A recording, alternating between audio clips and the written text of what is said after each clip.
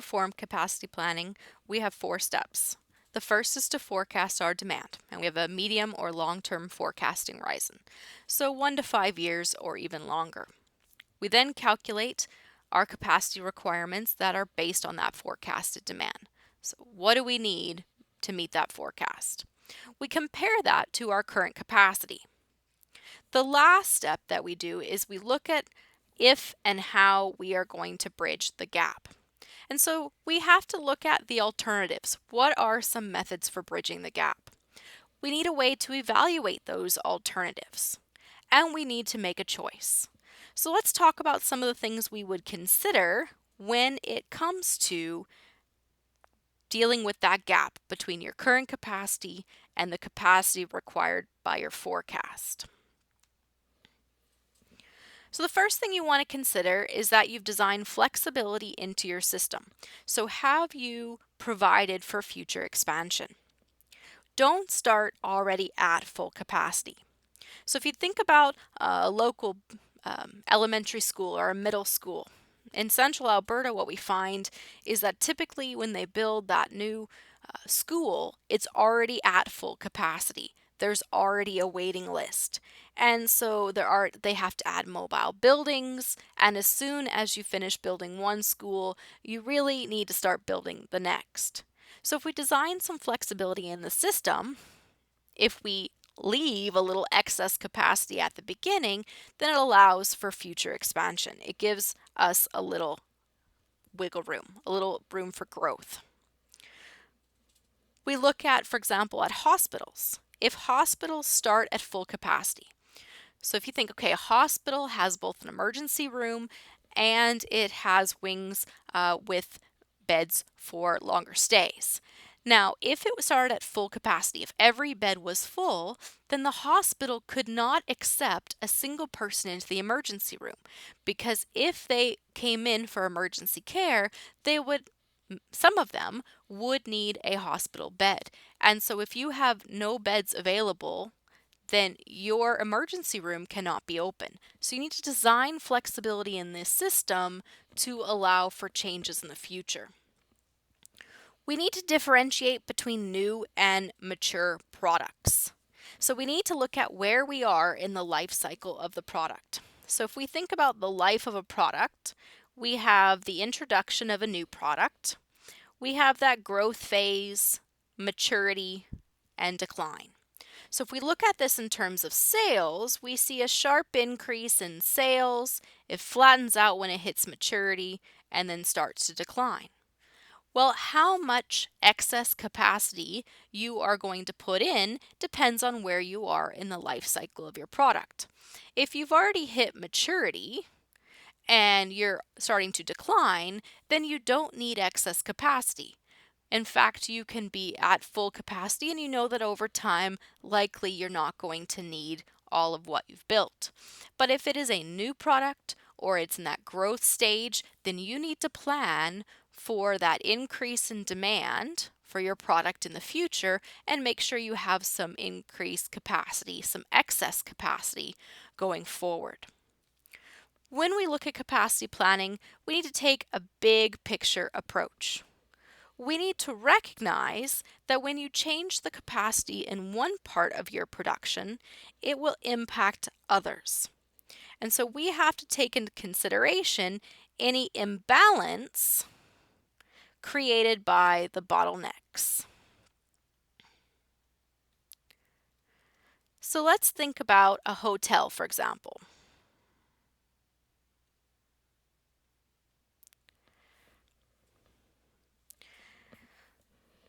When you build a hotel, you have parking spots for your guests, you have rooms for them, you provide housekeeping services.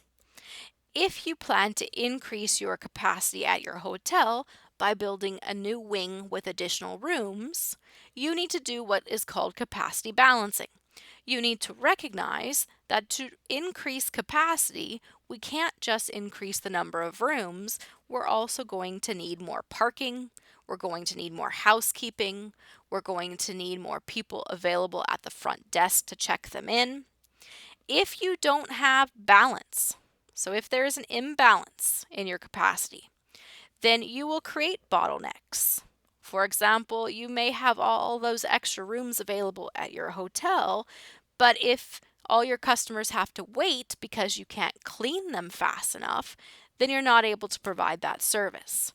If people have to stand in line and wait hours to check in because you don't have enough capacity at check-in, then those rooms in that new wing go unused. So we need to make sure when we increase capacity that it's balanced, that we're increasing capacity in all aspects that are impacted so we don't create bottlenecks and create an imbalance. The fourth thing we have to recognize is that capacity comes in chunks. When you increase your capacity, it's a new machine, it's a new location. So increasing your capacity is not making just one more product. At your hospital, it's not one more bed. It's multiple beds that come from a whole wing or a whole floor. And so because capacity comes in chunks, we have to look at the trade-off between having too much and too little. So the cost of having excess capacity. If you have excess capacity, you are producing more than forecasted demand, in which case you're going to have to pay for storage of your product. You have to recognize that the longer it sits on the shelf, it loses value, so we have obsolescence.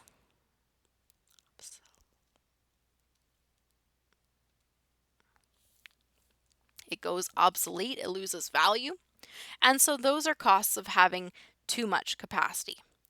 The cost of not having enough capacity is that you lose customers because you don't have enough to meet their demand.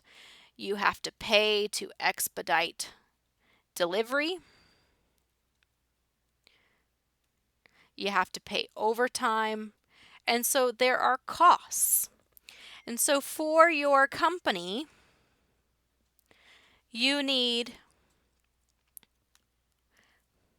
to look at which is a bigger cost, the cost of having too much or the cost of having too little. The fifth thing we need to consider is what if you have seasonal variation? Then your forecasted demand is going to be different at different times of the year. That seasonal variation means that sometimes you have excess capacity and other times you have a shortage. So is there a way to smooth out the capacity requirements? So for example, if you manufacture ice cream, is there something else you can make other times of the year so that you're not just making ice cream year round that goes bad or has to sit in storage long term? If we think, for example, at Ski-Doos and Sea-Doos, right? One for driving on snow, one for riding on the water, they're essentially the same product with a different bottom. And so a single company makes both. And the idea here is that they can make one part of the year and the other time of the year and help smooth out that capacity requirement. The sixth thing we want to consider is what is called a capacity cushion. A capacity cushion is the excess capacity over your average demand. So you need to decide exactly how much excess capacity you're going to have. How much of a cushion are you going to allow? Well, when we look at the issue of the capacity cushion, we're looking essentially at a standard normal distribution. And so here in the center, we have our average demand. And so we need to decide how much of a cushion we're going to have. So if most of the time we're here in the middle, we want to say, okay, well, how much extra capacity? So we're basing it on the empirical rule. The empirical rule says one standard deviation in either direction is 68% of the data. Two standard deviations in either direction is 95% of the data. And three standard deviations in either direction gives you 99.7% of the data. So let's suppose that on average at your hotel, you fill 65 rooms. And that can vary. and it varies on average about 5. So our standard deviation here is 5.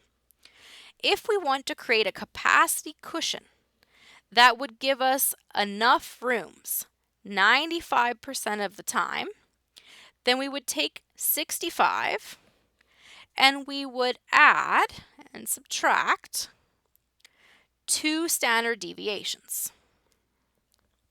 So the idea here is that if we want to have enough rooms 95% of the time, we're going to need 65 plus or minus 10. So we're going to need between 55 and 75 rooms. That's how many we're going to fill 95% of the time. So if you want to have a capacity cushion that gives you enough 95% of the time, you want to have 75 rooms in your hotel. If you want to have enough 68% of the time, then it's 65 plus or minus 1 standard deviation, in which case we need between 60 and 70. There is a trade-off. To have more of what you need more of the time, so to make sure that every customer who comes in has what they need, we're going to have a lot of excess capacity. So if you're going to have enough 99% of the time, it's going to cost you a lot more money, right? Because you have empty hotel rooms that for the majority of the time are sitting empty. And so you have to weigh that. So typically we're doing about 2 standard deviations to give us sufficient capacity cushion. That's 95% of the time. If excess capacity, so those rooms going unused, is very costly for you, then you probably want to go with having enough 68% of the time, so 1 standard deviation. The 7th thing we want to consider when looking at our capacity planning and filling the gap is what is the optimal operating level. So we need to recognize that when it comes to our per unit costs, as we produce more, initially the per unit costs go down because of divisions of labor and specialization, right? You don't need to double your accounting department or your marketing department to make more product. So we can take advantage of these divisions of labor, and it means that the more we produce, the lower the per unit cost. At some point though, your per unit costs start to go up. We get diminishing marginal productivity. That's because as we add more and more workers, or more and more bureaucracy and middle management, they're not adding to output, but they are adding to cost. And so as we look for what capacity our company should have, we need to figure out what is that minimum average total cost and where does it occur. That is, we want to take full advantage of economies of scale, but stop expanding before we start to see this diseconomies of scale. So we want to make sure we are big enough to have specialized departments to buy some of our inputs in bulk and so on, but not so big that bureaucracy is increasing our costs. If you are a service like a hospital, you have to consider the trade-off in terms of what your space is being used for. Do you use your space for emergency? Do you use your space for elective surgeries? The more elective surgeries you schedule, the less emergencies you can respond to. The more capacity you provide to emergency services, the less you can accommodate elective surgeries. So we need to consider that optimal operating level, both in terms of minimizing cost as well as the sacrifice of other services we provide. That is the opportunity cost. So we forecasted our demand. We calculated our capacity requirements that would meet the forecast. We measured the current capacity, and then we looked at how to deal with the gap. And we talked about 7 different things we need to consider as we're looking at how to address the gap. And we'll end this by looking at one final example related to our hotel rooms. Let's talk about the Olympics.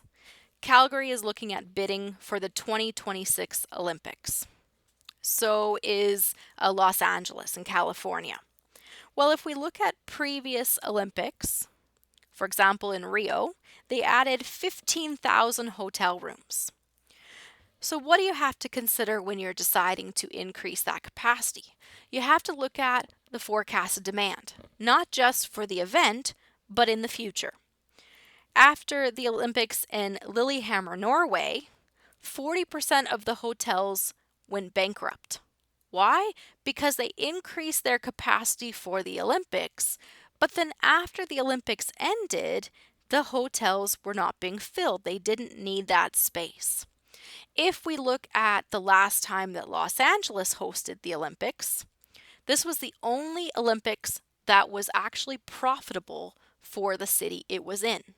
And the reason is because they used existing locations for all the events. They didn't build more hotels for the Olympics, they used existing capacity. And so then after the Olympics, they didn't have a bunch of empty hotel rooms or empty athletic venues. So as we look at capacity and how to bridge the gap, we have to look at current needs as well as those future needs. And we need to plan accordingly, looking at the fact that having too much is costly and having too little is costly. So ideally, you want your capacity to match your forecasted demand.